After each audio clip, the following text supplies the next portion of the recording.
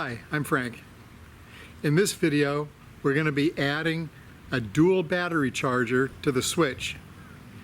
As you may know from my other videos, I have both the original low capacity battery and I added the high capacity battery as well. So now I'm going to add a battery charger to be able to charge both of those at the same time. We're going to hardwire it in and I'm going to show you how to do it. Since I have both the original battery and the larger capacity battery installed in my switch, I selected the Noco Genius GenPro10x2 charger and tender. The GenPro is completely waterproof and comes with a 3-year warranty. It has 2 banks, so I can charge both batteries at the same time without having to change any cabling. The fact that it's completely waterproof means I can mount it anywhere I want in the switch without worry of any water causing damage to the charger and shorting it out. The cables are fully mounted. They're not a plug-in or anything like that, which also helps make it waterproof. The cables to the batteries are 72 inches long, and that's going to be a little bit short for where I'm going to mount this. I'm going to mount this under the center console and then need to run the wires from that center console then down to the engine compartment and across to the battery connections. And then of course there is the 110 volt plug. I need to make 2 extension cables for the power, and I'm using a 12 AWG cable to do that. The cables that come on the Noco are a 16 AWG, which are a little bit thinner. So going with a larger diameter cable will reduce resistance and allow adequate amperage to go through to the batteries. So I've measured it to be 9 feet, and I'm going to prepare 2 cables. So each end is going to look like this. And I'll show you how I did that. All right, so strip it apart enough that it can reach both battery terminals. Then you're going to go ahead and strip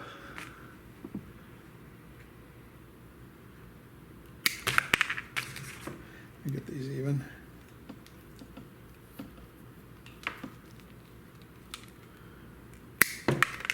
Now I'm going to strip about maybe a 1/4 to a 1/2 inch.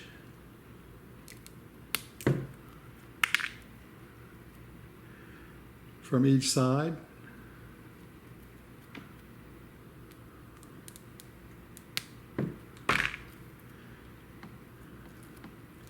And twist the ends a little bit.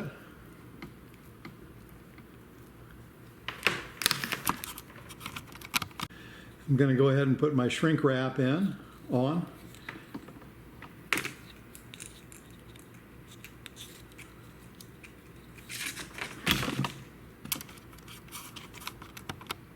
I'm going to take my terminal and put it in and make sure that it's in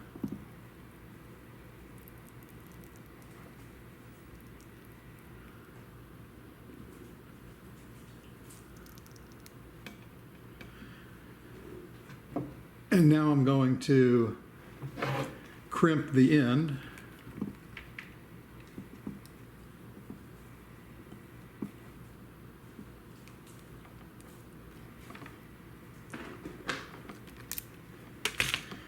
And make sure that that's tight. Now I'm not done yet because I'm going to solder. There's a little hole in here.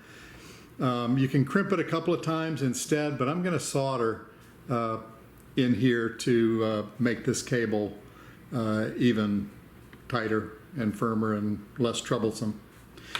So I'm going to go ahead and put this on the other end. And I twist it to keep the wires so that they don't come outside of this. And again, I'm going to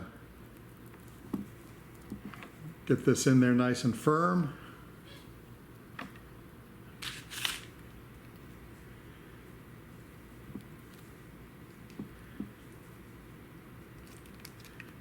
Crimp it nice and tight. Now I'm going to be ready to solder. Any soldering iron will work. I use a Makita cordless because I can just take it anywhere that I want. Now it's on and heating. I can just let it sit there. I've got my solder.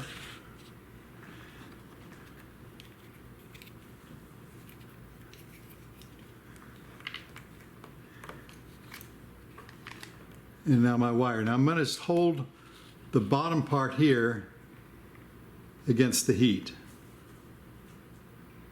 And it's going to be towards this end of things. Solder is going to flow to the direction of the most heat. So by heating up this base, when it gets hot enough to melt the solder at the tip here, it will draw it in.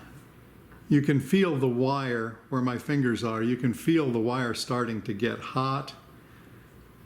And you may need to adjust the position of your finger on this wire because it does get hot.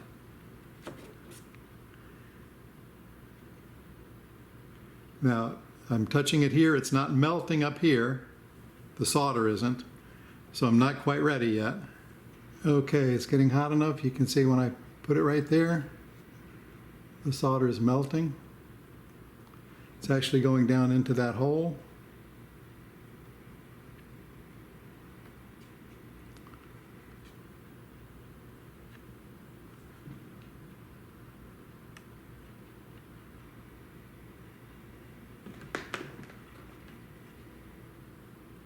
All right, and there we have this one soldered. Now I'm going to do the same thing with the next one. But this is still going to be hot. So you need to not just let this go anywhere, just keep it someplace where it's not going to burn you or anything else.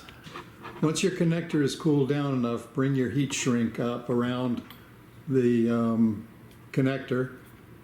You can use like a lighter. I use a heat gun to shrink it.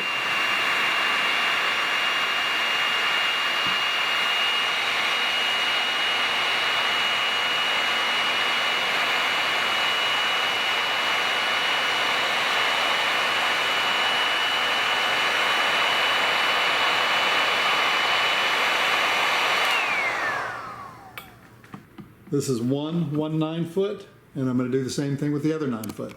For installation, we're going to remove the engine compartment hatchway. That gives us access to the batteries.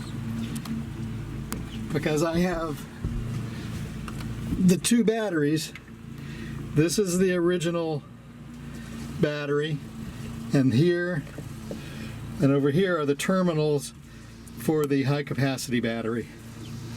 And the rest of this is just my switch. We're going to route the cable along the top and through this hole right here, which means we need to get the seat and this panel out, which is done in the usual way. We take these clips off, these 2 screws, and then the 4 bolts. And we're also going to take this top piece off, which basically just pulls off. This is a T30.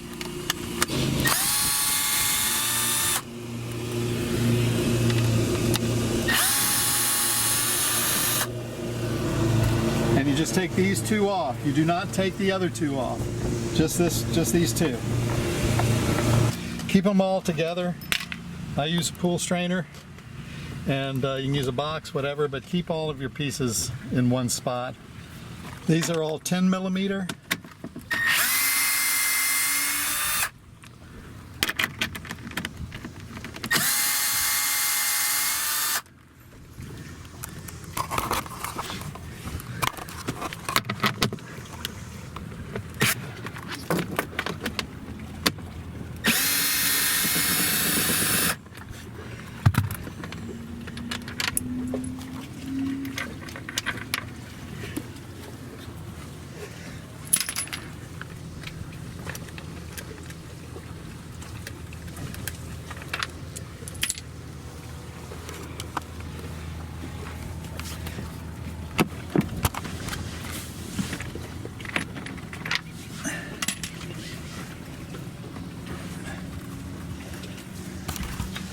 Once you have the 4 bolts and the 2 screws done, this seat will just lift up and out of the way.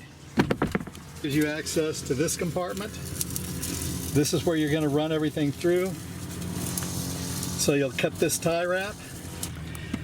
I've cut the tie wrap, I've moved this grommet away. That will allow me to feed my cables through without any issues. There's my thumb. I'm going to grab it from the other side and pull. I'm going to get my other cable and do the same thing. Make sure that you have enough cable in the engine compartment to make your connections. Now your connections to the battery is going to be the last thing that you end up doing. And you'll do positive first and then negative. But make sure you have enough. Now I'm not going to tie wrap this yet until I get the rest of it done. But I am going to go ahead now and put my grommet back here and tie wrap that area. Make sure that this is flush all the way around and that the 2 pieces come together. This is split in 2 from the factory. So once that's done, then you can now tie wrap these pieces together, which is what I'm going to do next. All right, I'm tie wrapped in, and I've got my cables here. Now I'm ready to route the other cables from underneath the console and get that ready. You can route your power through either the top where that opening is, or you can install a shore plug, and that's what I'm going to do. I drilled a 1 3/4 inch hole that now I'm going to feed this through.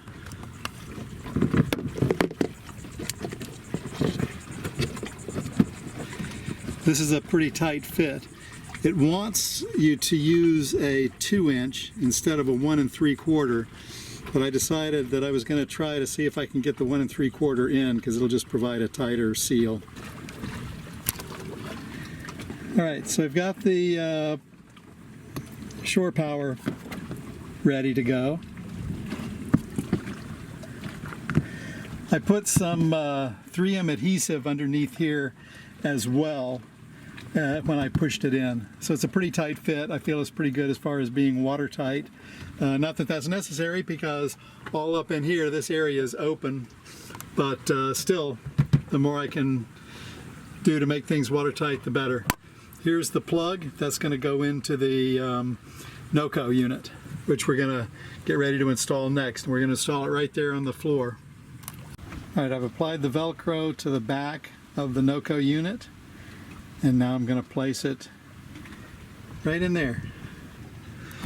All right, this is mounted. It's on with the double stick tape, so it's not moving. These cables are routed through that hole right there. The power cable is up here. That's connected to my shore power over here. So now we're ready to finish adding it to the battery. Tie my cables together, the ones from the Noco and the ones going to the battery. I'm going to use a standard bus bar. However, please make sure that this silver connecting bar is removed. I'm just going to use these as a way to connect those 2 terminals together and not try to connect something from to the same power. So this needs to be removed.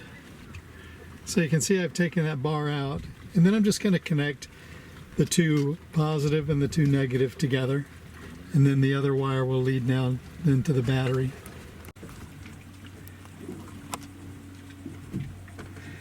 So I've got everything connected to both of the batteries. The wires I have coming up along here,